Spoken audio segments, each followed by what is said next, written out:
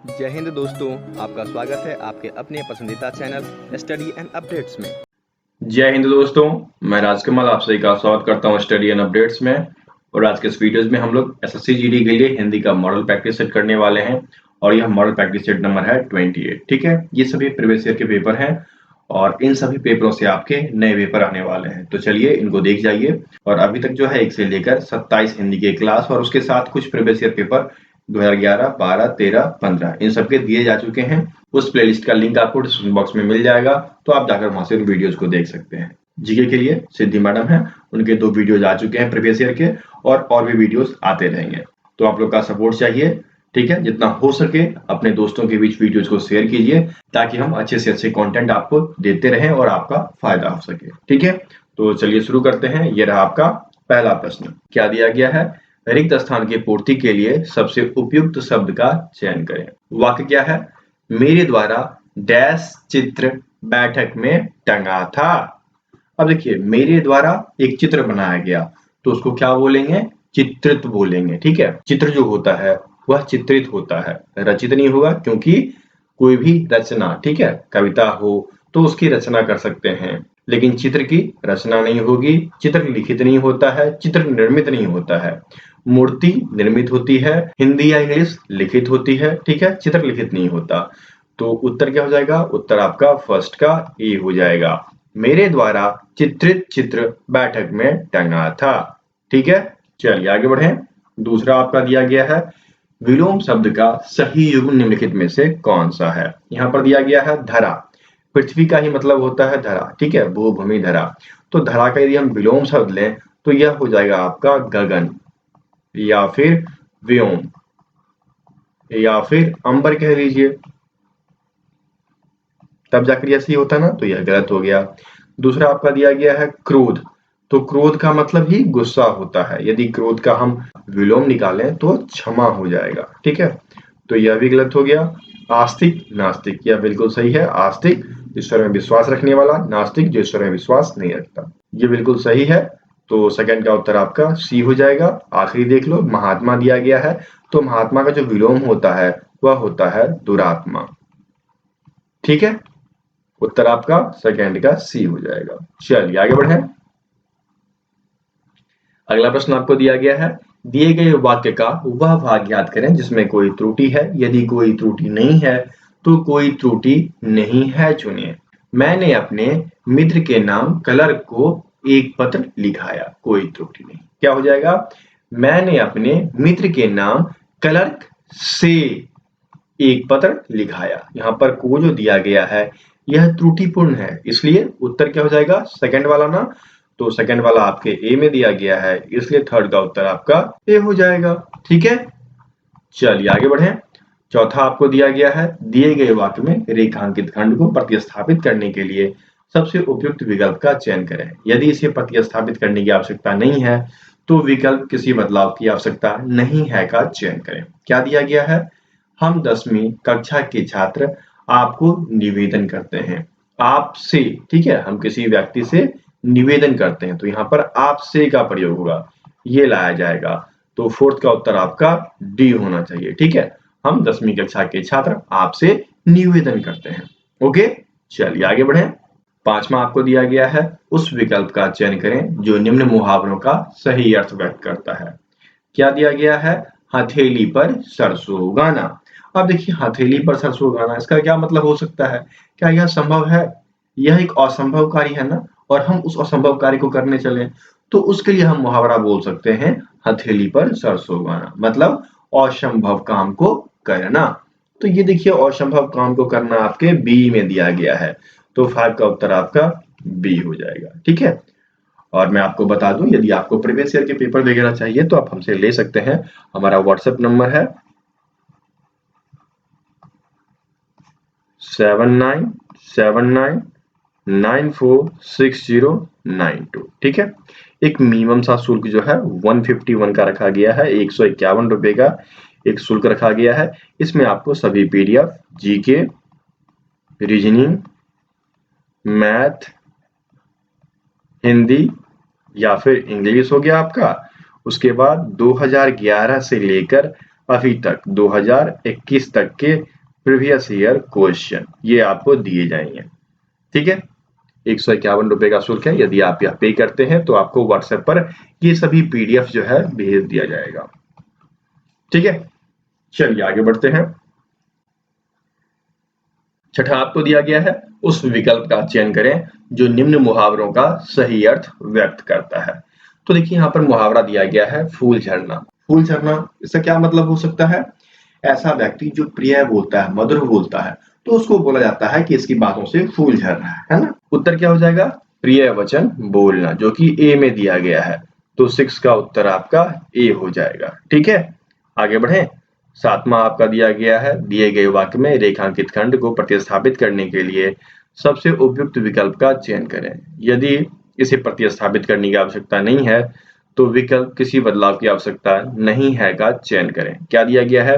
यह बात तुम लोगों के ऊपर निर्भर करता है। तुम लोगों के ऊपर क्यों? यहाँ पर आप ये हटाओ, यहाँ पर सिर्फ होना चाहिए था पर। ठीक है, यह बात तुम लोगों पर निर्भर करता है, तो तुम लोगों पर ये आपके ए में दिया गया है, इसलिए 7 का उत्तर आपका ए हो जाएगा। लोगों के पर नहीं होगा, लोगों पर होगा। ठीक है, याद रखना। तो उत्तर आपका 7 का ए हो जाएगा। ठीक, चलिए आगे बढ़े।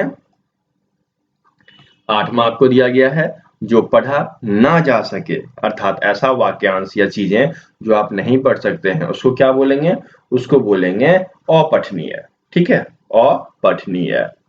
तो अपठनीय देखिए आपके सी में दिया गया है, इसलिए उत्तर आपका सी हो जाएगा। अकथनीय, जो कहा ना जा सके। अपठित, इसका क्या मतलब होता है? जो पढ़ा ना गया हो, उसको बोला जाता है अपठित। और जो पढ़ा ना जा सके उसको कहा जाता है अपठनीय। अंतर आप देख लीजिए, यहीं बच्चे फंस जाएंगे, ए टिक कर देंगे, वो गलत हो जाएंगे, इसलिए आप सी के साथ जाओगे। ठीक है, आगे बढ़े। 9वां आपको दिया गया है, दिए गए शब्द का समानार्थी शब्द बताइए। यहाँ पर आपको दिया गया है हिरण। तो हिरण का समानार्थी शब्द क्या सब होगा? इसका तो हो जाता है मृग, सारंग, कुरंग, हरिण इत्यादि। तो यहाँ पर गज दिया गया है हाथी। ठीक है, केसरी, दुरारी, ये सब नहीं होगा। हिरण का जो हो जाएगा वह मृग हो जाएगा, इसलिए 9 का उत्तर आपका डी हो जाएगा। समझ गए? चलिए आगे बढ़ें। अब देख लीजिए आपका अगला प्रश्न जो दिया गया है 10वां, इसमें है रिक्त स्थानों की पूर्ति के लिए सबसे उपयुक्त शब्द का चयन करें।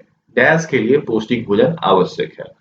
तो स्वास्थ्य के लिए पौष्टिक भोजन का होना बहुत ही जरूरी है। ठीक है, तो ए में दिया गया है स्वास्थ्य, तो 10 का ए उत्तर हो जाएगा। अगला देखते हैं, 11 दिया गया है, रिक्त स्थानों की पूर्ति के लिए सबसे उपयुक्त शब्द का चयन करें। राम ने रावण का डैश किया। क्या हो जाएगा? राम ने रावण का वध किया। ठीक है, वध, इसका मतलब तो यही होता है हत्या करना या हत्या, लेकिन यहाँ पर हम सीधे हत्या शब्द का प्रयोग नहीं करेंगे। राम ने रावण का वध किया। अब यहाँ पर वध क्यों होगा? क्योंकि यदि कोई दुराचारी पुरुष हो, ठीक है, पापी पुरुष हो, और उसका अंत किया जाता है तो वह वध कहलाता है। ठीक है, और यदि किसी भी आम नागरिक या अच्छे नागरिक को मारा जाता है तो वह हत्या कहलाता है। समझ गए? वध क्यों होगा, इस चीज को समझ गए ना? तो उत्तर आपका 11 का ए हो गया। आगे बढ़े। 12 आपका दिया गया है, सही वर्तनी वाले शब्द का चयन करें। यहाँ पर दिया गया है निरामिष। तो निरामिष मतलब होता है मांस वांस ना खाने वाला व्यक्ति। तो निरामिष नौहर्षिकार, रॉकार, महर्षिकार और मूर्धन्य श होता है। ठीक है, निरामिष देखिए आपके 12 के ए में दिया गया है, तो 12 का ए उत्तर हो जाएगा। इसका क्या मतलब होता है? मांस रहित। ठीक है, चलिए आगे बढ़ते हैं। 13वां आपका दिया गया है, सही वर्तनी वाले शब्द का चयन करें, और यहाँ पर आपको दिया गया है हस्तांतरित। तो हस्तांतरित का मतलब क्या होता है कि एक जगह से दूसरी जगह भेज देना, या फिर एक आदमी के हाथ से दूसरे आदमी के हाथ में कुछ सौंप देना, यह कहलाता है हस्तांतरित। ठीक है, तो देखिए आपका हस्तांतरित आपका होता है ह शौत संयुक्त आकार, ऊपर अंशवार, तो रहर्षिकार और तो हो जाता है। ठीक है, इसका मतलब होता है कि एक हाथ से दूसरे हाथ में की गई चीज। तो ये देखिए हस्तांतरित, ये ए वाला सही है, इसलिए उत्तर क्या हो जाएगा 13 का? 13 का उत्तर आपका ए हो जाएगा। चलिए आगे बढ़ते हैं। आपका देखिए 14 दिया गया है, युद्ध करने की प्रबल इच्छा। तो युद्ध करने की जो प्रबल इच्छा होती है वह कहलाता है युयुत्सा। ये देखिए युयुत्सा जो है आपकी ए में दिया गया है, तो 14 का उत्तर ए हो जाएगा। और युद्ध करने की प्रबल इच्छा वाला व्यक्ति युयुत्सु कहलाता है, जो कि यहाँ पर डी में दिया गया है। ठीक है, तो उत्तर आपका 14 का ए हो जाएगा। चलिए आगे बढ़ते हैं। 15 आपको दिया गया है, दिए गए शब्द का समानार्थी शब्द चुने। यहाँ पर दिया गया है झगड़ा, तो झगड़ा का समानार्थी क्या हो जाएगा? यहाँ पर बैर, द्वंद्व, विरोध, खार दिया गया है, तो द्वंद्व हो जाएगा आपका। ठीक है, द्वंद्व का मतलब क्या होता है जल्दी से बताइए? द्वंद्व का मतलब होता है लड़ाई, झगड़ा। और बैर दिया गया है, तो बैर का मतलब क्या कह सकते हो? बैर का मतलब होता है शत्रुता। ठीक है, ये एक भावना है, यह भावना है, यह एक क्रिया है। ठीक है, लड़ाई झगड़ा करना, इन चीजों का बस अंतर होता है, थोड़ी थोड़ी चीजें। ठीक है, तो आप ध्यान रखिएगा। बाकी आपको विरोध और खार दिया गया है, तो ये सब नहीं होगा। ओके, तो उत्तर आपका 15 का बी हो जाएगा। वैसे मैं आपको बता दूं, झगड़ा का और भी समानार्थी शब्द होता है, वह है आपका कलह, ठीक है, द्वंद्व, तकरार, टंटा, कहते हैं टंटा मोल लेना, झगड़ा मोल लेना, लड़ाई, विवाद इत्यादि। ठीक है, काफी है आज के लिए। चलिए आगे बढ़ते हैं। 16वां आपको दिया गया है, दिए गए वाक्य का वह भाग ज्ञात करें जिसमें कोई त्रुटि है। यदि कोई त्रुटि नहीं है तो कोई त्रुटि नहीं है चुने। यहाँ पर दिया गया है, शत्रु पर गोले और तोपों से आक्रमण कर दिया गया। शत्रु पर गोलों, ठीक है, गोलों और तोपों से आक्रमण कर दिया गया। जब यह बहुवचन है तो यह फिर क्यों नहीं होगा? यहीं पर गलती है ना, तो उत्तर आपका 2D हो जाएगा। ठीक है, चलिए आगे बढ़े। 17वां आपको दिया गया है, दिए गए वाक्य में रेखांकित खंड को प्रतिस्थापित करने के लिए सबसे उपयुक्त विकल्प का चयन करें। यदि इसे प्रतिस्थापित करने की आवश्यकता नहीं है तो विकल्प किसी बदलाव की आवश्यकता नहीं है का चयन करें। क्या दिया गया है? ना जाने क्यों तुम बेफिजूल की बातों पर बहस कर लेते हो। जब यहाँ पर बेफिजूल दिया गया है, गलती तो मुझे यही लग रही है, क्योंकि आप यहाँ पर फिजूल लिख सकते हो। ठीक है, फिजूल, यहाँ पर बे लगाने की क्या जरूरत है? फिजूल अपने आप में पर्याप्त है। ठीक है, तो ये गलती है, और यहाँ पर सिर्फ फिजूल होगा, फिजूल की बातों पर, फिजूल की बातों पर। ये आपके ए में दिया गया है, तो 17 का उत्तर आपका ए हो जाएगा। ठीक है, बेफिजूल नहीं होना चाहिए। आगे बढ़े। 18 आपको दिया गया है, दिए गए वाक्य का वह भाग ज्ञात करें जिसमें कोई त्रुटि है। यदि कोई त्रुटि नहीं है तो कोई त्रुटि नहीं है चुने। संसार की प्राचीन भाषा में संस्कृत प्राचीनतम भाषा मानी जाती है। यहाँ पर ये गलती है, क्या होगा? भाषाओं में। ठीक है, क्योंकि आप यहाँ पर संस्कृत को अन्य भाषा से अलग बता रहे हैं। ठीक है, तो संस्कृत प्राचीनतम भाषा है, इसलिए यहाँ पर होगा कि संस्कार की प्राचीन भाषाओं में संस्कृत प्राचीनतम भाषा मानी जाती है। ठीक है, तो त्रुटि आपके इसमें है। तो फर्स्ट वाला आपके सी में दिया गया है, इसलिए 18 का उत्तर आपका सी हो जाएगा। आगे बढ़े। 19 दिया गया है आपका, अपेक्षा का विलोम शब्द। अपेक्षा का उपेक्षा, ये लीजिए आपके ए में ही है, तो 19 का उत्तर आपका ए हो जाएगा। 20 आपको दिया गया है, दिए गए वाक्यांश के लिए हमें एक सार्थक शब्द का चयन करना है। उसी समय में होने वाला या रहने वाला, तो उसी समय में होने वाला या रहने वाला, यह आपको समसामयिक या फिर समकालीन होगा। ठीक है, तो ये आपको ढूंढना है। ये 20 के सी में दिया गया है, इसलिए 20 का उत्तर आपका सी हो जाएगा। ठीक है, तो इस प्रकार से आपका जो नया सिलेबस है उसमें आपके 20 क्वेश्चन, 2 मार्क्स, तो 40 मार्क्स यहाँ पर पूरे होते हैं।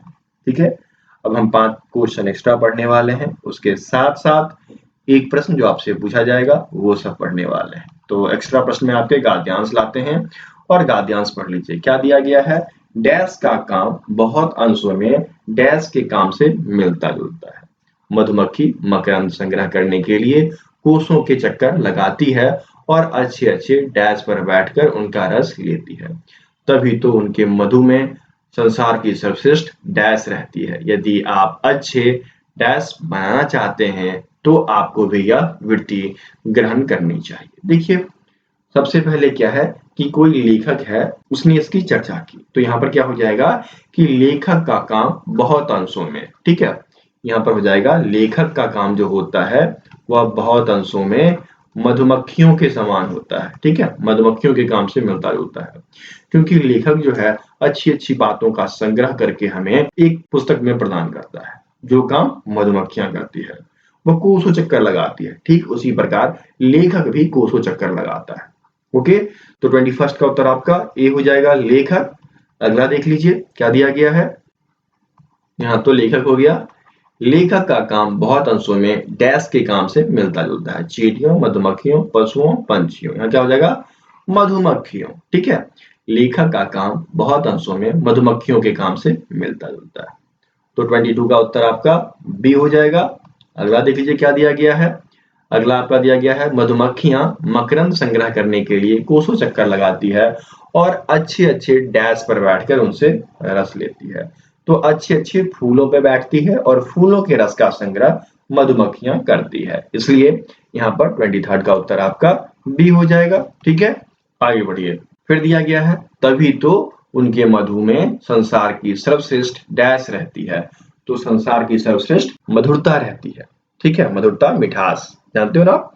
यहाँ पर क्या हो जाएगा, तभी तो उनके मधु में संसार की सर्वश्रेष्ठ मधुरता रहती है, तो 24 का उत्तर आपका ए हो जाएगा। चलिए आगे बढ़ते हैं, क्या दिया गया है, यदि आप अच्छे डैश बनना चाहते हैं तो आपको भी यह वृत्ति ग्रहण करनी चाहिए। यहाँ पर लेखक की चर्चा की गई है और लेखक के गुण को मधुमक्खियों का गुण बताया गया है, तो यहाँ पर क्या होगा, यदि आप अच्छे लेखक, समाजसेवी, पुलिस, पत्रकार, क्या होगा, यदि आप अच्छे लेखक बनना चाहते हैं तो आपको भी यह वृत्ति ग्रहण करनी चाहिए। उत्तर क्या हो जाएगा यहाँ पर, लेखक, ठीक है, इसलिए 25 का उत्तर आपका बी हो गया। तो इस प्रकार से 25 के 25 प्रश्न ये आपके प्रीवियस ईयर से थे, करा दिए गए। अब आज का प्रश्न है जिसका उत्तर आप कमेंट बॉक्स में कमेंट करेंगे, तभी जाकर मुझे सार्थकता मिलेगी इस वीडियो के बनाने का। क्या दिया गया है, दिए गए वाक्यांश के लिए एक शब्द दीजिए, व्यर्थ खर्च करने वाला। इसके लिए मैंने प्रीवियस वीडियो में बताया भी है, तो जल्दी से आप कमेंट बॉक्स में कमेंट कीजिए कि आज की सवाल का उत्तर क्या है, ठीक है। इसको मैं 26 कर देता हूं, तो 26 का उत्तर क्या होगा, जल्दी से कमेंट बॉक्स में कमेंट कीजिए। कोई भी दिक्कत हो आप हमें व्हाट्सएप कर सकते हैं 7979946092 पे, ठीक है। हम चाहेंगे कि आपको पूरा सहयोग किया जाए, पीडीएफ, मॉक टेस्ट, ठीक है, और वीडियो, इन सभी के लिंक आपको प्रोवाइड करा दिया जाएगा, ठीक है। फिर मिलते हैं अगले क्लास में, तब तक के लिए जय हिंद।